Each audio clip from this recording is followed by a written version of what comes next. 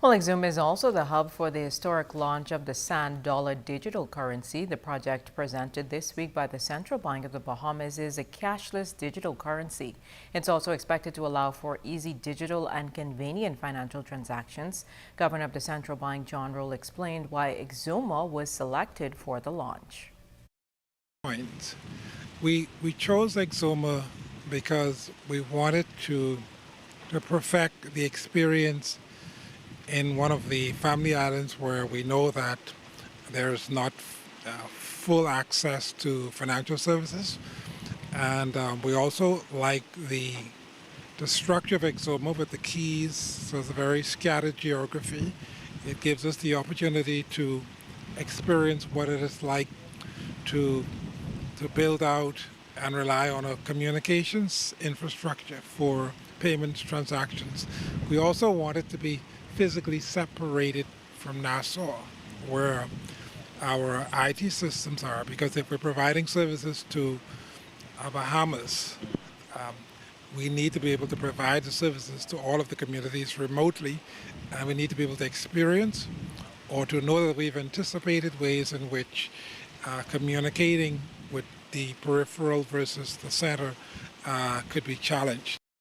Now, according to the governor of the Central Bank, over the next several months, the project will be tested in Exuma, but also branch out into other parts of the country. The pilot will go on for 6 months. We'll focus more on Exuma. There's also a period during the pilot where we will be in Abaco, starting sometime in February. And again, it's building out the experience, getting the system more integrated with the rest of the banking and financial system.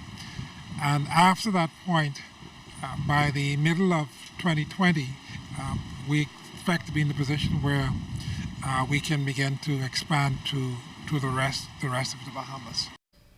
A step in the right direction is what the Bahamas Christian Council President Bishop Delton Fernanda had to say about the recent launch of the central bank's digital currency Sand Dollar in Exuma.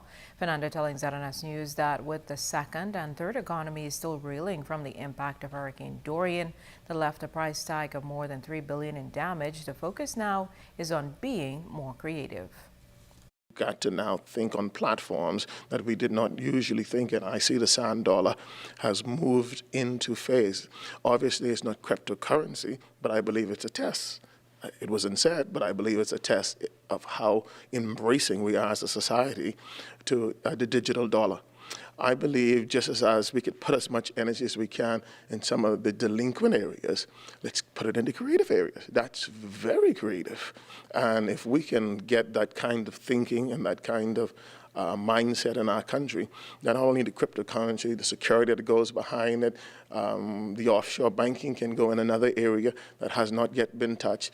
These are areas I believe that the country and our financial planners must engage. It's not easy.